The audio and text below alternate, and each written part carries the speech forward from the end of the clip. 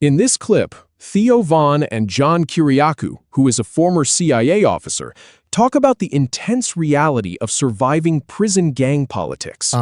Mostly named Gambino, Lucchese, Bonanno, Okay. Genovese. So a lot of good storytellers in there, I bet. Listen, those guys were so honorable. I learned so much from those guys in just 23 months. Wow. Lessons I'll carry with me forever. Real honor. It's funny, the Italians were the smallest, they call them gangs in prison. The Italians weren't a gang. I'll use the word gang just for the purpose of this response. They were the smallest gang in the prison, yet commanded the highest level of respect. Really? More than the blacks and the Latinos? The blacks and the Latinos were always at each other's throats, and they had, like, for example, it was Crips and Bloods, and there was this uneasy peace between them just because it's not worth upsetting the apple cart. And everybody goes to solitary and then gets spread out all over the country. For the Latinos, it was far more complicated because it was burachos, norteños, Latin kings, MS-13, Mexican mafia, and then the individual cartels. So overall, there's one gigantic Hispanic prison gang called Pisces. And then within Pisces are all the different divisions. Gosh. Yeah, and the Pisces, if you were Hispanic, you were automatically in Pisces whether you liked it or not. And you had to work out every single day. Oh, that's pretty good. For the coming race war with the blacks. Right. And the whites are like, we have nothing to do with this. Yeah. I would just want to do it just to get in shape. But Yeah. Yeah. Sometimes you need motivation. We had Aryan Brotherhood. What's that? What are they doing? What are they up to? You know, Aryan Brotherhood of Texas is far more violent than Aryan Brotherhood, and they're not, it says there right there, they're not connected. I never met anybody from the Aryan Brotherhood of Texas. Aryan Brotherhood at a low security prison just wants to sort of, go along to get along. Yeah. Yeah.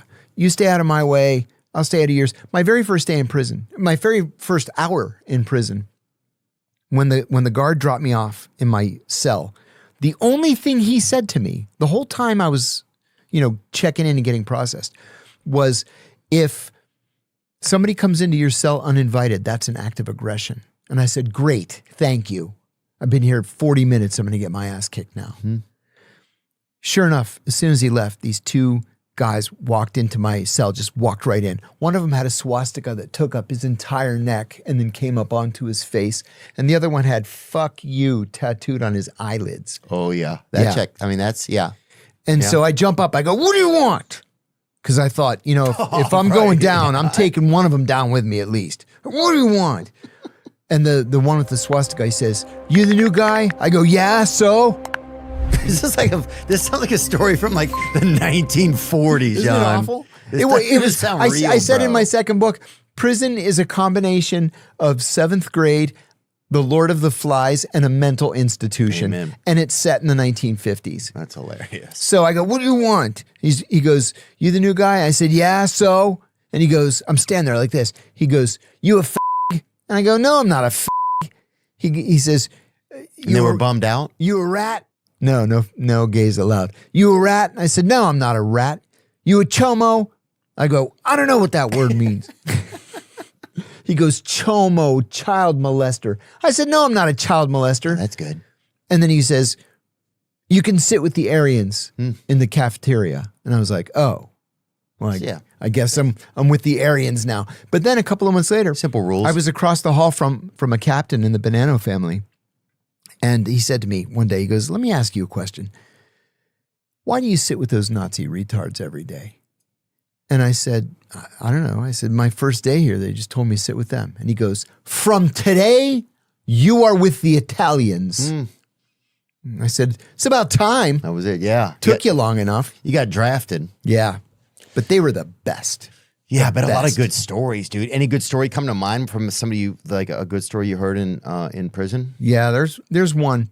The fact that John Kiriakou used his actual CIA training to orchestrate a near-fatal prison beatdown is either pure survival genius or incredibly dark. He literally weaponized a serial killer to handle an inmate who called him a rat. It's definitely dark, But look at the mechanics of what he actually did there. He knew Truck, the serial killer, was hypersensitive about being called a chomo, or child molester. So he lied and told him the other inmate, Cat in the Hat, said exactly that. That's not just survival, it's proxy violence. But look at the environment he was thrown into. John Kiriakou is a former CIA officer, a guy who blew the whistle on waterboarding. And because the CIA intervened, he gets sent to a low-security prison instead of a minimum security camp.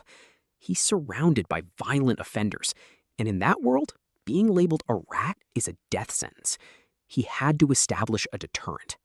I agree that the rat label in federal prison is incredibly dangerous, and he had to shut it down fast. But first, quick context on tradecraft. In the intelligence world, that basically refers to the specialized techniques, manipulation tactics, and operational skills spies use to survive in hostile environments. Kiriakou essentially treated the prison yard like a foreign intelligence theater. But my question is, did he really need to go that far? Or is there a lot of embellishment here? Well, Kiriakou himself says prison is a combination of 7th grade, Lord of the Flies, and a 1950s mental institution. If you don't show teeth immediately, you're done. When he gets called down to the lieutenant's office to sign a media waiver for Jake Tapper, the other inmates automatically assume he's snitching, because that's what going to that office usually means. He was in a corner.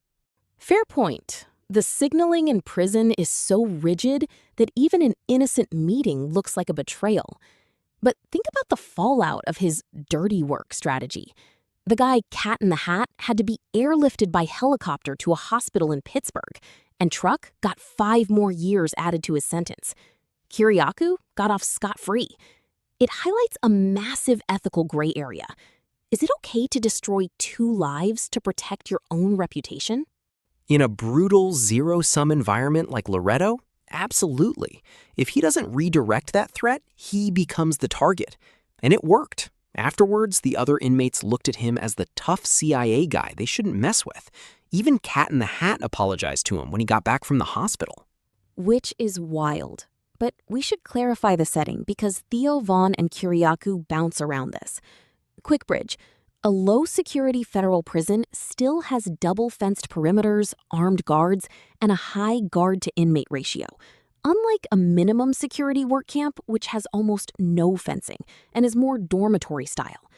Kiriakou was supposed to go to the camp, but the CIA intervened to put him in the tougher facility. So yes, he was fighting out of his weight class. Exactly. The State Department or the agency wanted to make an example of him. Which brings us to how he handled the prison administration after the beatdown. When the lieutenants hauled him in and told him they had 4 cameras showing him talking to Truck right before the fight, Kiriakou didn't flinch. He used the classic CIA rule: admit nothing, deny everything, and make counter-accusations. I have to admit, that part of his tradecraft is genuinely brilliant and hilarious. When you looked at the lieutenants and said, "Maybe it was you that started the fight. I think I might make a complaint against you," he completely flipped the leverage. He knew they didn't want the administrative headache of a formal civil rights complaint, so they just kicked him out of the office. It's the ultimate bureaucratic judo. If you act like a victim, they crush you. If you act like a bigger administrative threat than they want to deal with, they take the path of least resistance and let you go. It shows how institutional power structures, whether it's the CIA or the Bureau of Prisons, all run on the same basic vulnerability: fear of paperwork and bad publicity. But I have to push back on his credibility here. Kiriakou claims the lieutenants told him they had 4 cameras showing him talking to Truck, yet they just let him walk because he threatened to file a complaint?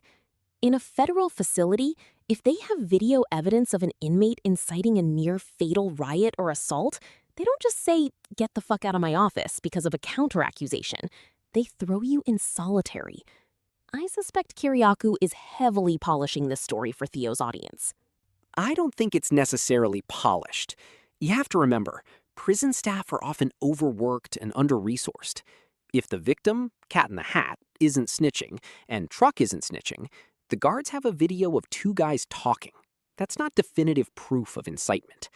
Pursuing a formal charge against a high-profile, media-connected whistleblower like Kiriakou, who has journalists like Jake Tapper visiting him, is a massive headache for the warden. Letting it slide as an inmate-on-inmate dispute was probably the easiest route for them. I see your point about the media shield. Having Jake Tapper on your visitor list is basically a get-out-of-jail-free card for administrative abuse. But it still feels a bit too cinematic. It's like his transition from the Aryan Brotherhood to the Italians. He gets drafted by a Bonanno family captain because they're tired of seeing him sit with the Nazi retards.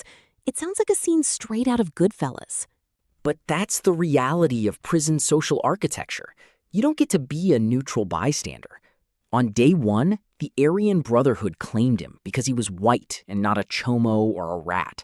But once the mob guys realized who he actually was, a high-profile CIA officer who took on the government, they wanted that prestige at their table. The Italians might have been the smallest group, but they commanded the highest respect because of their organizational discipline.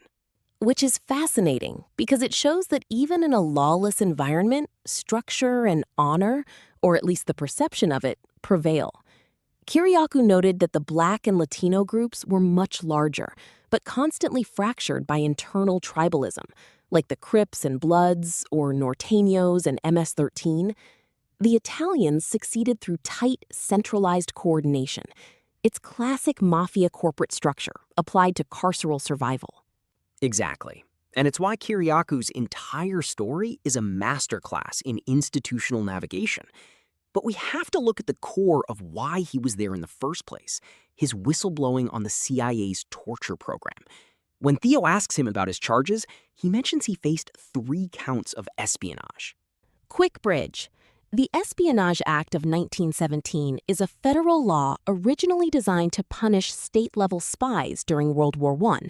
But in recent decades, the government has increasingly used its broad language to prosecute whistleblowers who leak classified information to the media. What makes Kiriakou's case so striking is that he was the first CIA officer to confirm the waterboarding program, yet he was the only one who went to prison over it. Right. The people who actually authorized and performed the torture, like the psychologists who designed the program, got multi-million-dollar contracts. Meanwhile, Kiriakou, who said waterboarding was illegal, immoral, and unethical, gets hit with a potential death penalty case under the Espionage Act.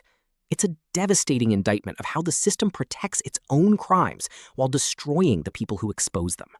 It's a massive double standard, absolutely. But to be intellectually honest, we have to note the nuance of his plea deal.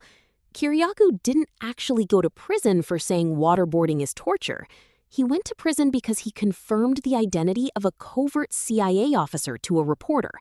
The government used the Espionage Act to squeeze him, but he ultimately pled guilty to violating the Intelligence Identities Protection Act.